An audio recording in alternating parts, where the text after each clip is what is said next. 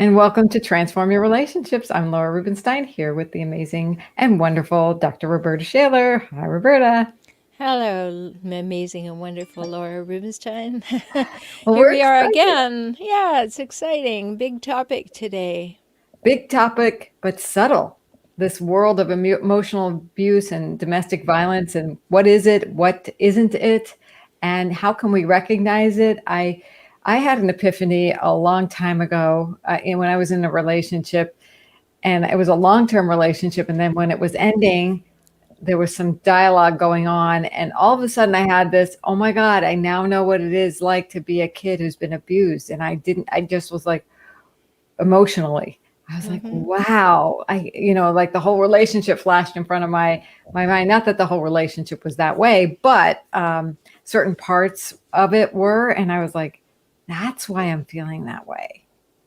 And it took like a whole different perspective to get there. Because when I was in it, it was like, this is normal. This is our dynamic.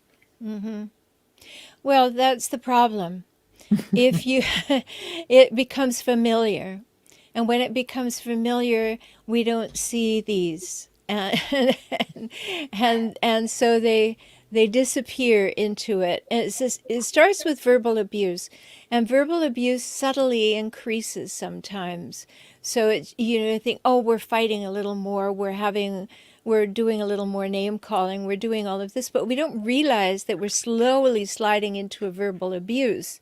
And so then it becomes emotional abuse over time, because now we're afraid to have conversations that will lead to verbal abuse. And so it's a slippery slope. And it is subtle because, it's like that old urban myth, how do you boil a frog? Well, you put him in cold water and slowly turn up the heat, right?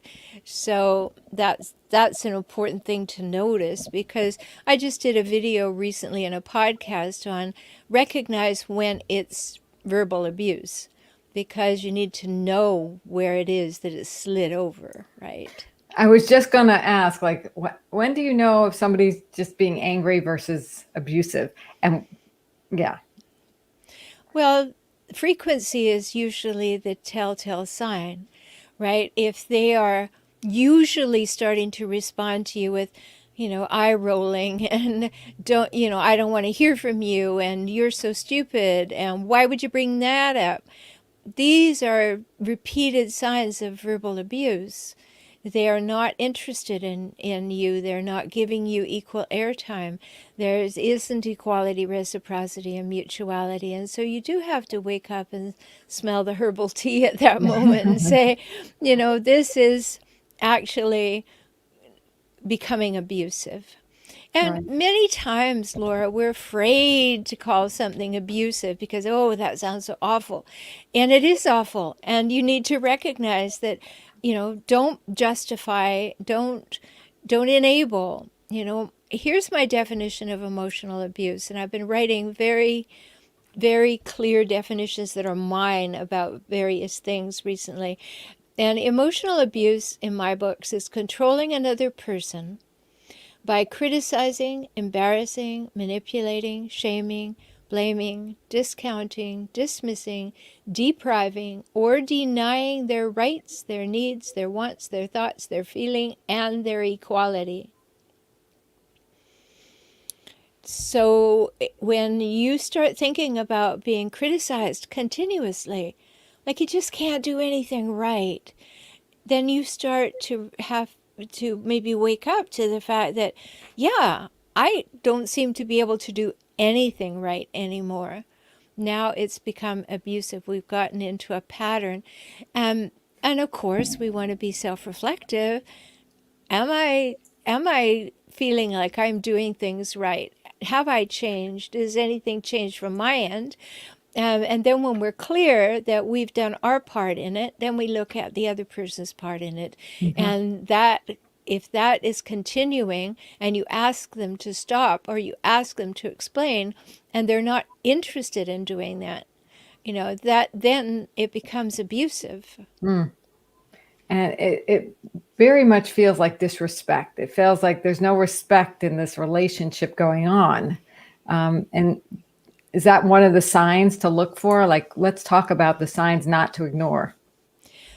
Well, definitely if you're continually being made less than, that's a big sign.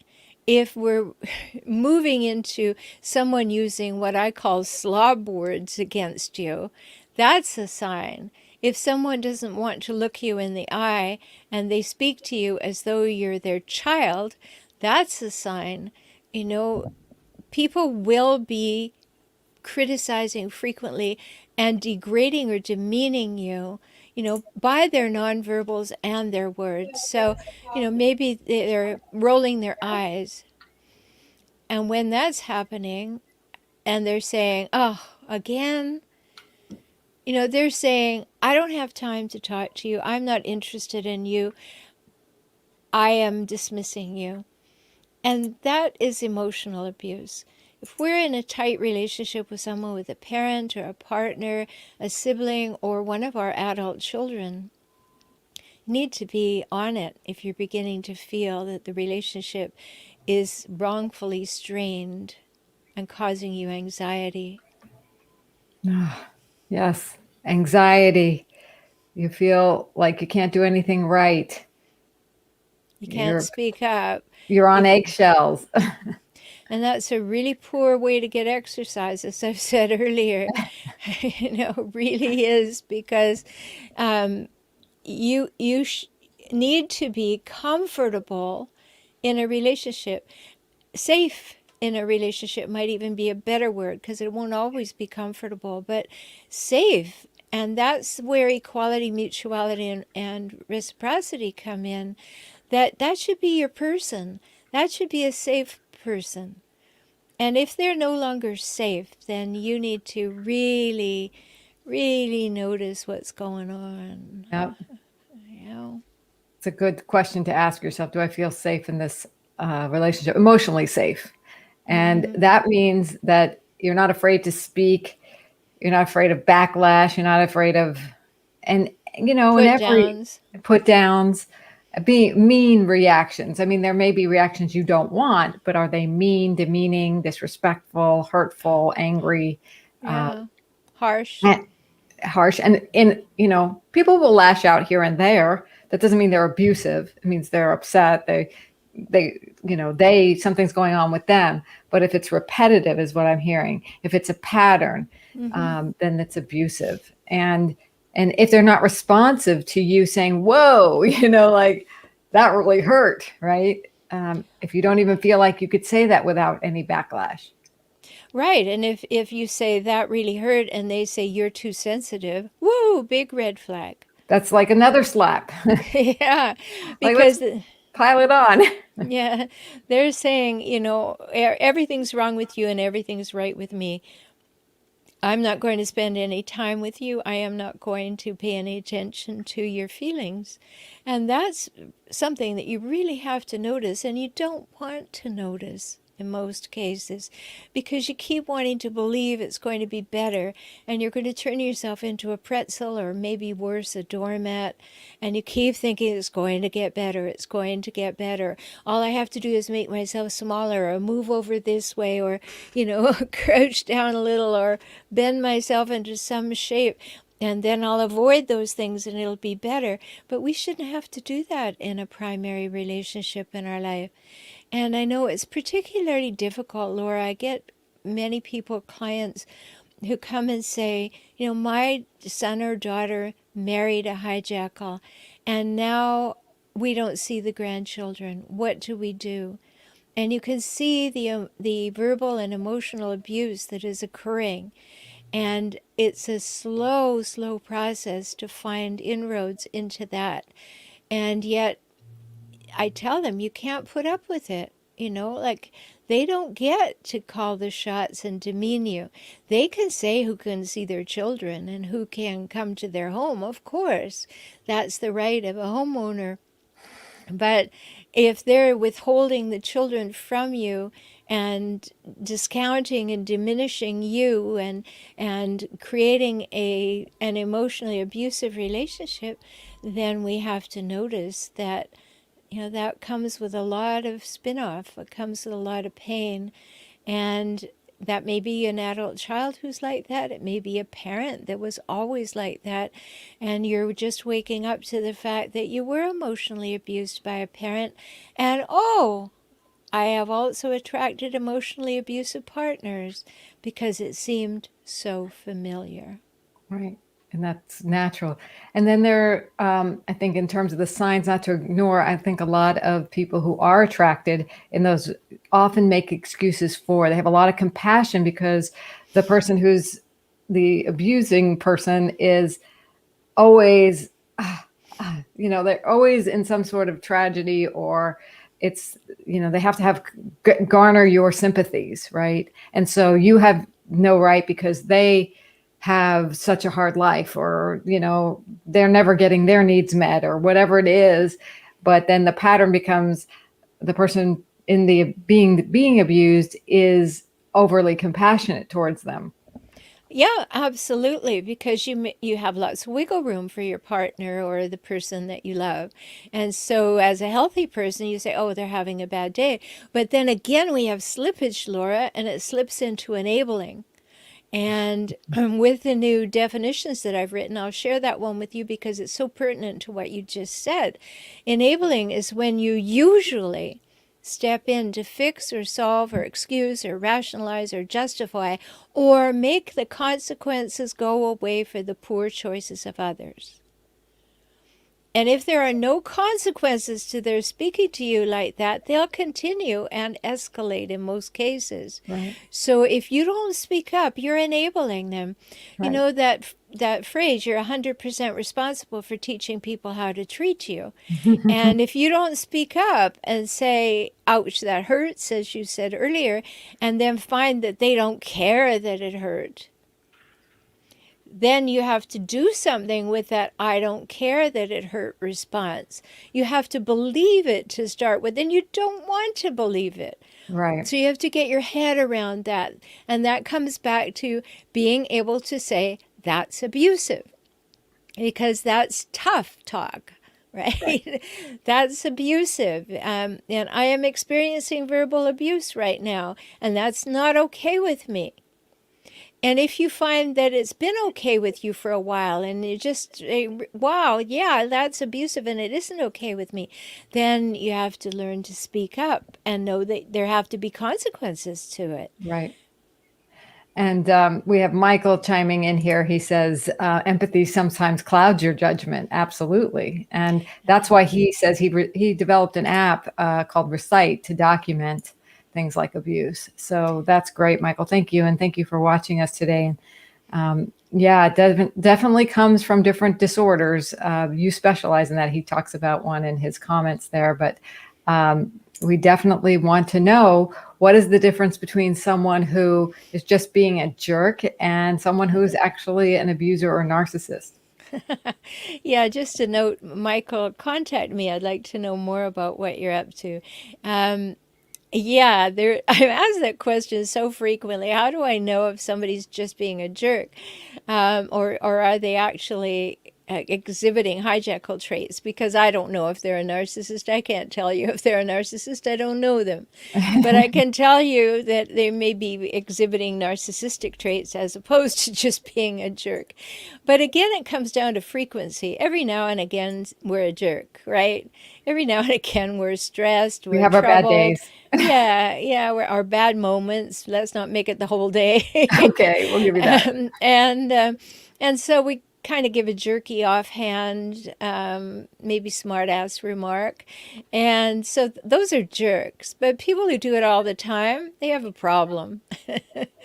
So that's important to see. And if somebody is feeling as though their truth is more true than yours, always, then you are dealing with somebody who also has a pattern of behavior that is not going to work well, and can be suggested that at least they're exhibiting hijackal behaviors. And just a word for people who haven't heard my term before, I created the term hijackals because I felt too many people were going to Google and putting in what's happening to them and forgetting that Google isn't a mental health professional. So they come back with clinical terms. And so that's not helpful because it causes separation in the way that you think about the person. Certainly can be helpful to say, oh, I had no idea, but don't take it as a diagnosis. So I created the term hijackal so that we could talk about the patterns, traits, cycles, and behaviors, and to know that they're just hijackal pattern, traits, cycles, and behavior. We don't need to pretend we're a clinical mental health professional, and we can speak freely about hijackals. And hijackals are people who hijack relationships for their own purposes and then proceed to relentlessly scavenge the relationship for power, status, and control. And who knows someone like that, right? More and more, it seems like. Well, yes, because they definitely come out at night, which is coming out at stress. And with this whole pandemic, we've been seeing people with more and more stress, more and more proximity to one another, that before they were able to at least have work time where we went in different directions. Now we may be across the dining room table from each other, and 8 things hours a may day. be, yeah, may be escalating and exacerbating. So there's somebody who didn't seem to be that very often, maybe that more often. So we have to learn to calibrate. Is it just the situation that we're in, or is it actually who that person is, and or if are they just going through a rough patch? Exactly. Christine is also chiming in here with thank you for the wise advice we're giving. And it's important to talk about these things. You don't have to just stay in this pattern of abuse. You can take back some of your own power, really, Yeah. really, like you said, to be 100% responsible for the way people treat you by saying, that's not okay with me. Yeah, I think I would phrase that differently, Laura. You're 100% responsible for teaching people how to treat you. You're Okay. not responsible for how they treat you. Okay. For teaching. For teaching people how to treat you, because you have to say ouch when it hurts, and it's good to have some great communication skills to do that when I teach the personal weather report. But you need to be able to say, that's not okay with me, right? And that I have a boundary around that, and I would prefer to hear things this way, and be kind and honest at the same time and instructional. And then you can teach people how to treat you. And if they don't listen and they continue to do what they're doing, then notice they have no respect and they may have slipped from jerk to hijackal. Exactly. And in which case, you need strategies. Like you said, you were helping me to rephrase things. And the way you phrase things to someone who is exhibiting those hijackal traits is very important, especially in Yes. this subtle world of, verbal abuse and emotional abuse. Mm-hmm. Yes, and that can be a very slippery, quick slide.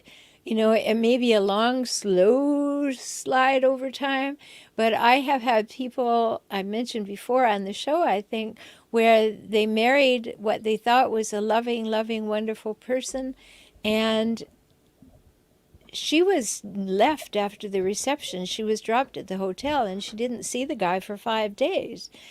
So that was pretty much a vertical drop. That was one of your red flags. yeah, woo, for sure. Because, I mean, imagine that.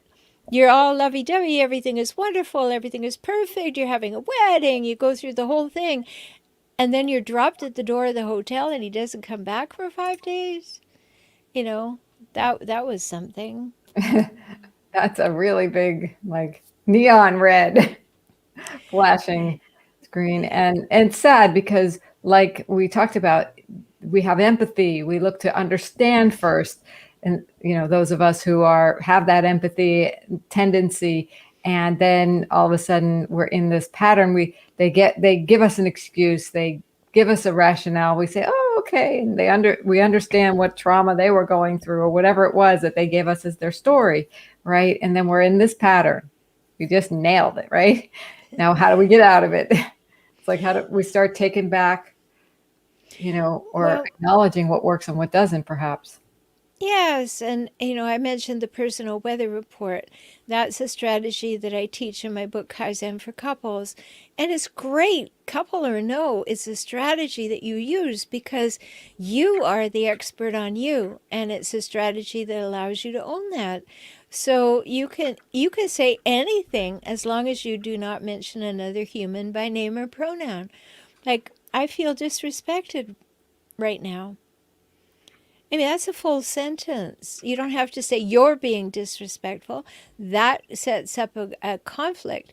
But if I can say, I feel disrespected right now, and the other person says, well, you shouldn't, it's the truth, then you go, oh, that's a bit strong, a little bit abusive, but I do feel disrespected right now.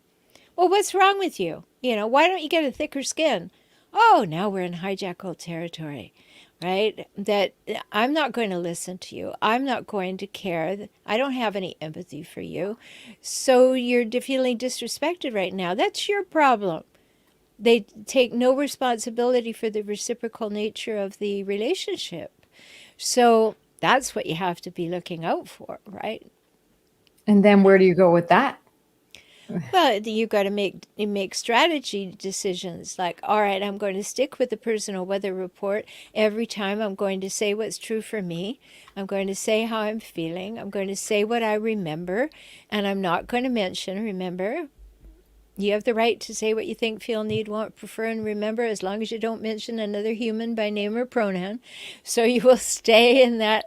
Yeah, well, I feel I'm not heard at all. I'm endeavoring to speak up, but I'm feeling not heard.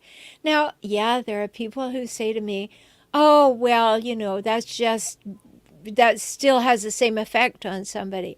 Well, it might, but if they are not willing to hear you differently when you speak differently, that's also a red flag. So if I start owning what I'm saying because I'm speaking about myself and only about myself and not mentioning those other humans by name or pronoun, and the person still feels threatened, still feels upset, still responds in that way, then notice it's about the other person. You've done your work now, and now you can sit back and say, wow, they really get their knickers in a twist when these things happen. And do they ever have an interest in hearing what I'm saying? Are they at all interested in engaging with me in a problem solving situation or creating resolution? And if they're not, they want to be the boss of you, then notice that. Yeah. And if you're feeling like you have less and less breathing room, less and less say so, less and less ability to be yourself and feel comfortable because of what you say or do, you don't know, you're pretzeling like you talked about, big signs to get help. Yeah, And and there, what if you're a kid? You're a mm, kid caught in that, and we don't have the brain function, the brain development to deal with it. So, up until the age of 5 or 6 or 7, depending on each child, it's going into our subconscious, deciding who we are, how the world is the world safe, which people are safe. Children believe until they get parietal and prefrontal lobe development that they are causing everything to happen. If I cry, they'll come. If I cry, they don't come. They don't like me. The deductions are all emotional, or basically emotional, mhm. especially before you have language, because you're reading all that nonverbal. And so you get into a pattern of accepting that. You think that's normal. And then you may not recognize it in other humans when you're having an adult relationship. So those are learning points for you. Really big topics. I'll let you tell everybody about your YouTube channel and other features you have to help people. Sure. Well, the YouTube channel is For Relationship Help, just like my website. So youtube.com/For Relationship Help. Obviously on the screen, my website is For Relationship Help. And you'll find my blog there, but you'll also find my podcast, Save Your Sanity, Help for Toxic Relationships. And all that I'm doing in the new community that's there, all about getting ready for the new book that I'm writing, which is called Emerging Empowered, Breaking the Bonds of Emotional Abuse.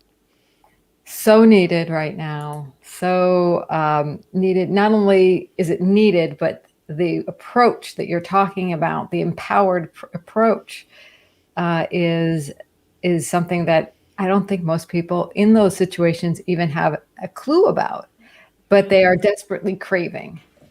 They want to know how can they get themselves back without damaging whatever, in a safe way. And it's like a catch-22, I can only imagine. Well, it definitely is because um, you get into a place where you start second guessing yourself on a regular basis. So it goes around and around and around. And, I just want to say something about empowered because it's an overused word these days. But its actual meaning is to give someone the authority or power to do something. And that's what I want. That's the Cambridge definition. And or the Oxford definition, and to give someone the power or authority to do something, well, you want to have the power and authority to do something in your own life. And the Cambridge definition adds to it the freedom to do something. And that's what empowerment is. And you've heard me say before, and I say it all the time on the podcast, if you're experiencing sexual or physical abuse, report it to the police and go to the hospital. Get things on record. But if you're in a relationship where you're experiencing verbal or emotional abuse, it's awful. I agree. But don't just walk out with nothing. Don't just say, this is terrible. Get it together, get some help. This is what I help my clients do, so that we have strategies, we've thought things through, we have the emotional pieces more handled, the verbal pieces more handled, the financial pieces more handled, so that you actually make a decision to leave or stay from an empowered place, not the bottom of the barrel and the exhausted place. So that's where the book is arising from, is I want you to be emerging empowered from a relationship, any relationship, knowing yourself better, having better skills, having understood where that may have become acceptable to you, maybe in your childhood or a previous relationship, and why you no longer want and accept that behavior. So it's a journey for most people, Laura. It totally is. And all the skills you're talking about are also very useful in non-abusive relationships, Oh, right? sure. They're really great communication skills to deepen connection, to honor oneself and honor one's partner, deepen your listening skills. So I love using them, whether it's the personal weather report or just feeling more empowered that I have a right to exist and I can say how I feel in this moment, and feel like, wow, I'm getting better at connecting with myself and then with someone else. And I love that you talk about empowerment from a self-empowerment standpoint first, because I think we all have that power, and it's about igniting that, and in a way that makes sense, in a way that can really support in a strategic way, especially in a more abusive circumstance. Absolutely, and I like the word igniting. But, we want to reclaim our power to rebuild our lives. Mhm. And it's not power over people, it's personal power.